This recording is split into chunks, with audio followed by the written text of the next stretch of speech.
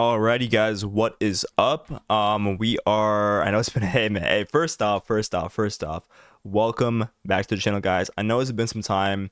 I've really just been kind of enjoying my own life and taking a break from content, and partially the reason for that was because there hasn't really been any good trades. We're gonna cover why, but essentially to keep it short, gold has basically just been dumping for the past 7 days essentially. So there really hasn't been any good trades from March 18th to now. So basically, like last week, I took no trades. So that's the thing about day trading, guys. There's really not going to be a trade every single day, but obviously, when your system presents itself and when there is, you then take the trade and you execute on that, right? And that's exactly what we did today. I'm always going to make a video covering, and also let me just make this mic a little bit bigger. I'm always going to make a video covering the trades that I take. When it's there, when it's relevant, and it's just been enjoying. I don't know if you guys play games, but I've been playing Marathon. It's basically Bungie's new extraction shooter.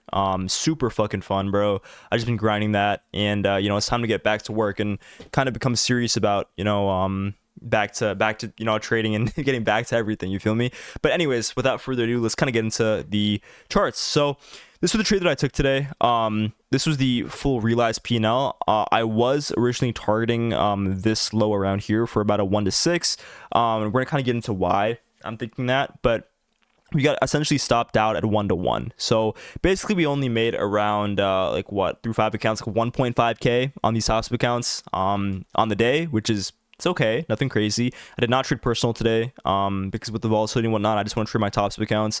And yeah, we made 1R today. And I had the stop loss a bit bigger. Again, I've just been with this volatility and whatnot. I just wanted the stop loss to be a little bit bigger, but it could have been a little bit more tighter. But yeah, originally we got in on this candle close right here, and the reason for this, let's take it a step back. The whole reason for this trade was because we essentially tapped into our basically our not tapped into, but we hit a key level. So if I take out my fib tool and I mark out my Fibonacci retracements, this is basically a 76% retracement. So you guys know I really like these really like these 76% retraces, and then we just wait for the resulting candle confirmation on the trade to then execute, right?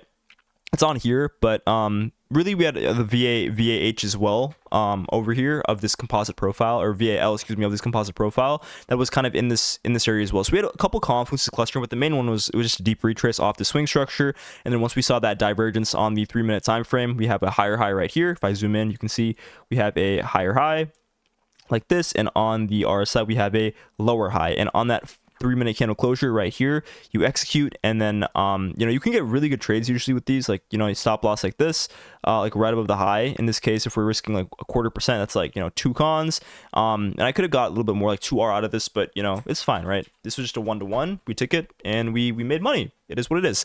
And that was the whole trade, right? The reason why I was targeting these lows is because overall in the higher time frame we're seeing this is huge downtrend because of 2 reasons, right? Number one, we had the Iran-Israel tensions with as well as the US tensions kind of solidify, and the US say they're backing out of Iran, as well as the fact that we're holding interest rates, right? The Fed came out and said, hey, we're not cutting rates, we're not hiking rates, we are holding rates. And in that case, because they were holding rates, that was a bearish sign for gold, because again, combined with the fact that we had our geopolitical tensions at ease, so it was kind of a 2x factor of why we saw some selling off on gold macroly, or from a macro perspective, right? Really, I mean, if you see right here, this is Wednesday, we had 230 FOMC came out over here, like right here, and honestly that was the sign to sell.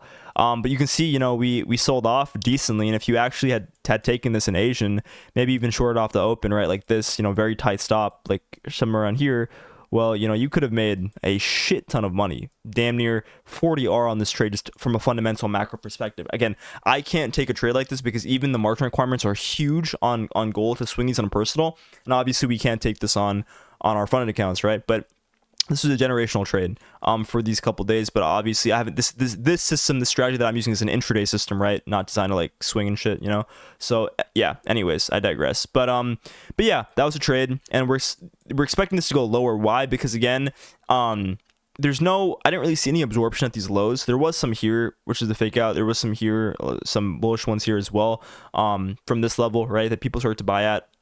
But again, I just didn't think, you know, based as well off. Oh, we had some crazy news come out as well here that, you know, that like Trump said something. Again, I think he confirmed again that, oh, we're fully backing out of Iran here, which is why gold went up, because it got priced in pretty quick. Like, this is already known, right? So it was already priced in, so it's gonna have the inverse effect, right? So watch, which is why gold went higher, you know.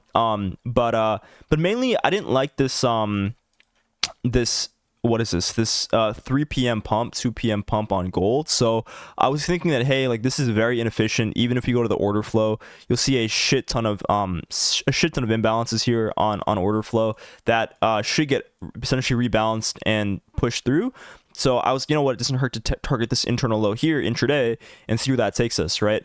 But obviously we just end up chopping. We end up, you know, chopping, and I didn't move to break even too fast because I was waiting for this, right? I was saying, okay, if we can see some structural close or some structural information in the market that we're going to end up going lower, well, I can then trail my stop based off this new structure, assuming that this is the true swing high, right? So essentially, like, I didn't move to that 1-to-1 until we did this move, right? If we want to go on the 1 minute over here, we did this move right here. We closed like this, then I moved to 1-to-1 right here, because we really shouldn't trade above to this point again, right? Because assuming that this is the true swing high and we end up wanting to go lower, we'll just keep making more swing highs and swing lows like this, and then, you know, we have another swing high, swing low, and we just keep trailing at that swing high like this and this and this to capture as much RR and as much money as we can. But you can see what happened. We took out the low and we instantly reversed back up pretty quick, back up to here, and you can see, well, you know, again, we're just consolidating. This could go higher, make another high, close. Honestly, I don't think this is going to sweep or whatever. I think this is going to close at a high. So we'll probably close, honestly, maybe above here somewhere. Who knows? But again, you can see, like, you know, it's a good thing we managed the risk and we applied our understanding of markets and everything, you know, perfectly, because, well, guess what? Like, this is most likely going to go towards and take out this high and keep pumping above, right? But yeah, I mean, you can see there was this imbalance over here as well. Very, very inefficient imbalance. We did technically fill that and go higher. So, you know, maybe that would have been a good move to get in over there. But again, you know, we can't really account for both scenarios. I mean, if I was on another account hedging, right, we could have been in somewhere around here off this closure right here, targeting this high like this, and then this one's targeting this low like that. And then, well, one should hit with high probability, right? This only works if you're trending, obviously, right? In a consolidating condition, it can, like, hit both sides and just keep consolidating, right? But that's like one way to kind of hedge out on another account. I don't do this on a live on a prop firm account. Okay, if you're gonna do this on a normal cash account that you have, margin account on futures. But yeah, anyways, that was the trade. Going into what am I saying, going into the week, we do have, like, what, 2 more days left in the week. So I do think we are going to end up bullish on the week, but again, who really knows? Based off this structure, again, this was our 786 right over here, right? 786 over here, but we still do have a potential another level, excuse me, which is our 886, also this kind of relative imbalance over here. If we kind of zoom out, or not zoom in, technically zoom out, zoom in, whatever, you can see that we have a low volume node right here. This is the only low volume node in this range, really. You can see we had one right here, which is actually what we hit as well, that was another confluence. We had a low volume node, VAH in general, as well as our deep retrace. But yeah, this is essentially this low volume node. We have one more up here, so I do think that taking another trade off this low volume node could be pretty high probability. We just make one more and we might have some higher time frame divergence where we make a higher high here and then a lower high on the RSI, on like a 15 or 5 minute RSI, and then that'll technically be the high of the relative high of the week, and then we can maybe have some retrace back into this area over here, maybe to VWAP. VWAP's a great target, honestly, in this case, and then we'll close in somewhere here. Really all it is, right? I don't really see anything else. Obviously, we have a low volume node as well here in this, if we generalize this area, but yeah, it's really kind of hard to say. We just got to be patient. But again, regardless, we made 1R on the week so far.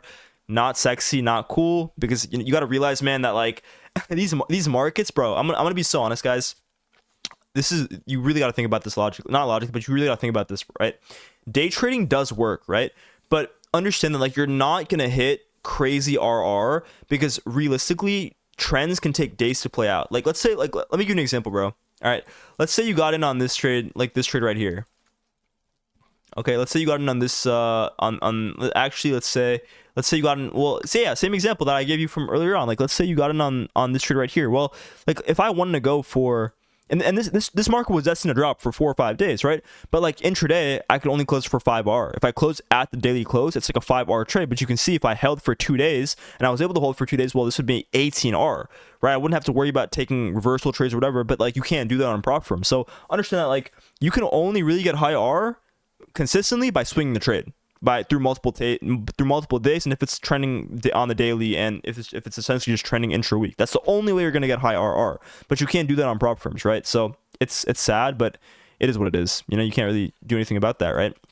And yeah, that's really the analysis going into this week. Or next week and end of this week, I'm gonna be making a video on copy trading and how you can copy trade properly and get that shit, you know, on lock.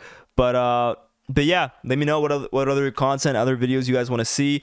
Oh, also, I have updated the mentorship to be much more affordable for you guys. So if you guys like this analysis, like how I'm teaching, you guys like my setups and everything, go ahead and apply for the mentorship. It's much cheaper now, and much more affordable to people who want to, you know, learn from me one-on-one, work with me one-on-one, and, you know, get results, right? But if you take a look back as well, I don't really see yeah, there's really no other trades, honestly. I mean, maybe a retrace off, you know, somewhere here, retest, right? But again, that would have played out in the next day. But yeah, we're gonna go enjoy your day, 1 hour on the day, and I'm gonna go upload this for y'all. And yeah, all right, take care. I love you guys. Peace out.